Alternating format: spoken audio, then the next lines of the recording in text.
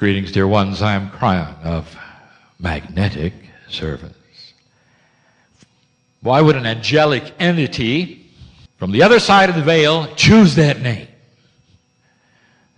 It's an odd name. The very name Kryon is an odd name. That's not my name. It's the vibration in the air that I wanted you to hear when you pronounce it. So that your perception would be a certain way.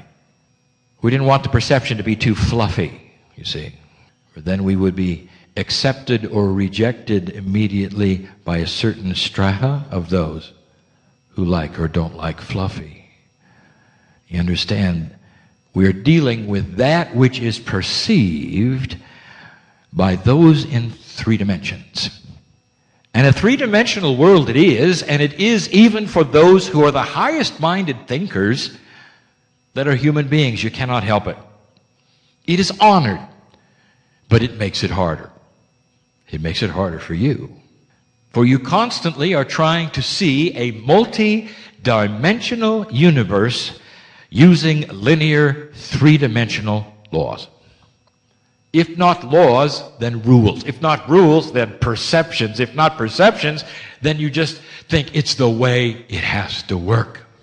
And the perceptions then drive, if not control, the ideas that you feel should be looked into, or the what-ifs that might be. And if you would trace some of those high-minded what-ifs right back to the source of why you ask, you will find that they're all biased.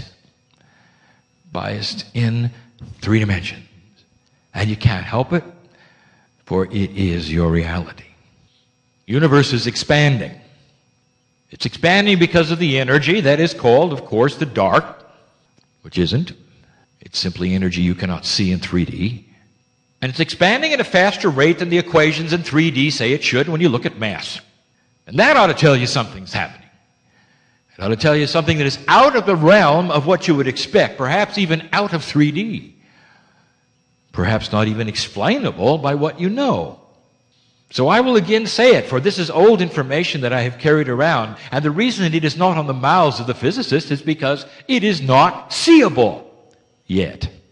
But indeed, there are those who would project the possibilities of it, for they are starting to ask the question about what is energy in the universe that you can't see? Could it be that it is coming from somewhere else? And then you get into conjecture, and I will tell you this. That which created what you have considered to be the Big Bang was a collision, if you wish to call it that, between what we would term as membranes of dimensions. Your universe coexists with other dimensional realities. Postured and sitting within what you think is 3D is a whole scheme of other dimensions that overlap. They don't interfere, but occasionally the membrane gets close enough to affect it energetically, and it pulls upon yours and creates energy that doesn't add up in 3D. You are expanding at a greater rate because there is a dimensional overlap that's pulling it that way. Eventually, it'll get to the place where it will pull it faster and faster. That's verifiable, by the way.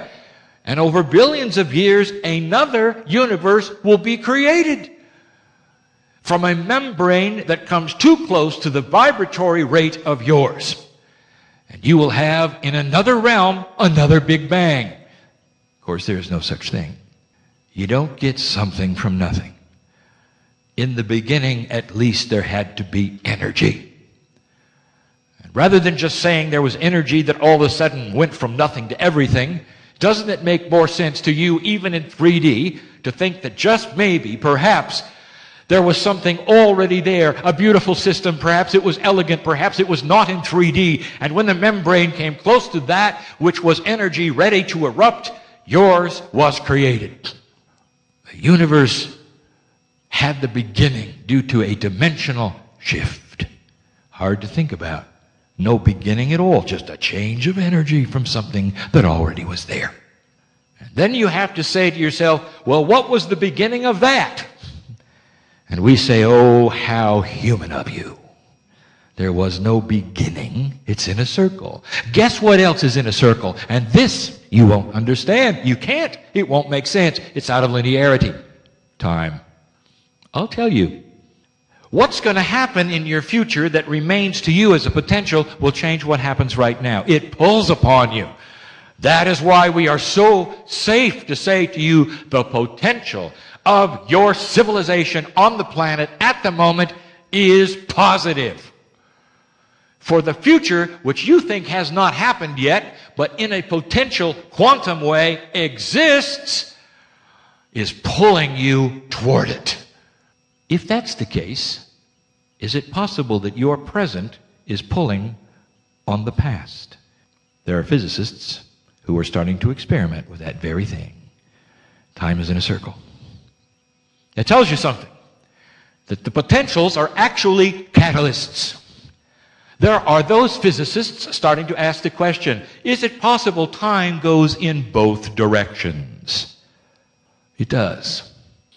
And the irony is that the good doctor who sits here has a device that proves it.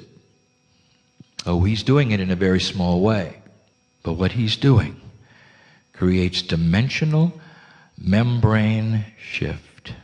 The dimensions move together to create information to cellular structure. Is it possible that the human body is a reflection of the universe? Is it possible so as above, below? And to what extent? And the answer is yes and yes. Questions have been answered this very day. And I will again give it to you. Human being, why do you wish to singularize everything to the point of absurdity? You say at the middle of your galaxy there is a singularity. You're aware that in 3D a singularity is impossible? And yet you say there is one. Why do you ignore the physics that you know? Do you realize that all the laws of physics that you paste upon 3D come in pairs? We've told you that the missing two, to bring it to 6, are a strong and weak interdimensional force. Well, when you have strong and weak and all the other forces, why do you look at the middle of your galaxy with the most profound energy that is there and say there is one thing? That's a bias. Do you understand? There are two. A strong and a weak, a push and pull source. And what do they push and pull? And I will tell you, first of all, they don't go into nothing. They're all connected to the other centers of every galaxy in the universe. What do they push and pull? Light? No. That's your 3D perception.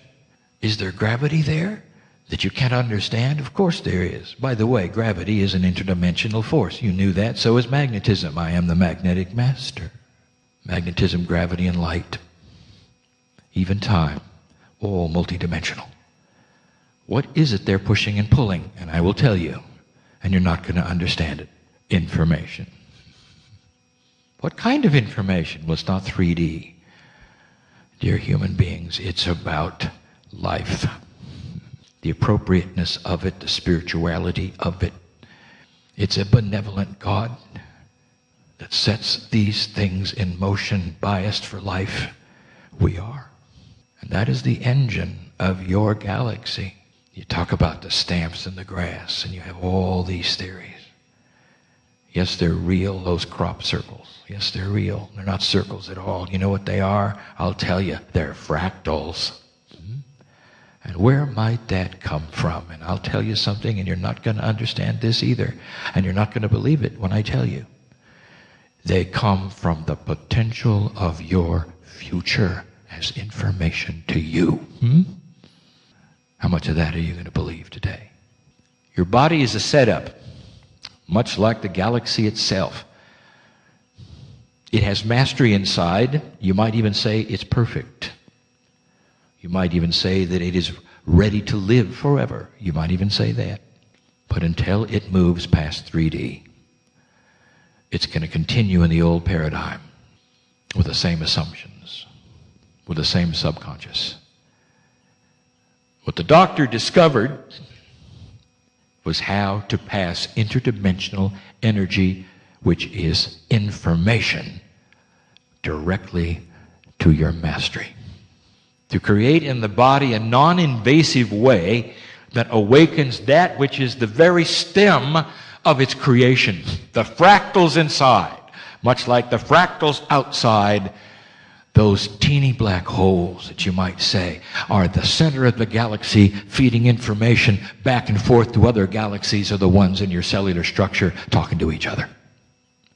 Interdimensional they are, so small you can't see them. And the doctor has the device that will imbue into chemistry, good chemistry, the instructions for the body to grow, to heal, to repair, to become more efficient. And it does it on its own. Spontaneous remission? What is it? We have said it before, long before this weekend. It is the human body at its best. Miracles, what are they? It is a change in perception of the human spirit to the degree that when they touch the hem of the Master's garment, they know they will be healed. And the power is not in the garment, but in the perception that they'll be healed. What is it you can do? And so you are having outside influences given to you through the chemistry into your cellular structure that helps you to what? To change your perception. And the perception is not necessarily in your consciousness. It is the perception of the receptors of the cells. That is to say, they now know what they did not think was possible. Can a cell think? As above, below. There is consciousness with every cell. Automatic, you think. Permanent, you think. It is not. It is changeable, and you're seeing it changed. That is the invention of the century. And you sit in the place of Yah-Yi, who has given it to you. It's not over yet. There's more. And he's going to give you more. We celebrate the latest research, and with this we close. What does it tell you? When you can imbue information into chemistry, give it to a human being, and target it at an organ. What does it tell you when the organ sees it, responds, and does the impossible? What does it tell you when you can actually talk to those which are the stem creation of the cellular structure to repair itself, to change its shape, to renew? It has to tell you there is an intelligence inside. Every single cell, every single organ, ready for you to do many things with it, including instruct it yourself. Talk to it yourself.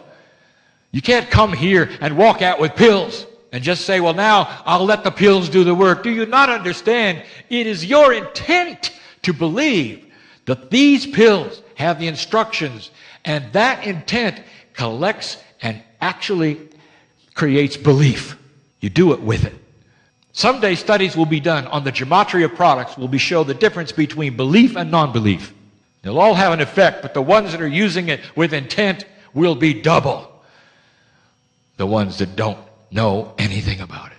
It'll be the first of that kind of an experiment, the first of that kind of the results, which shows that the human mind, with perception, actually can control the efficacy of the chemistry that is put in and what happens afterwards. But you knew that, didn't you? I talked to a very informed group with good minds, willing to stretch them. And I hope I've done a little bit of stretching for you today. And so it is.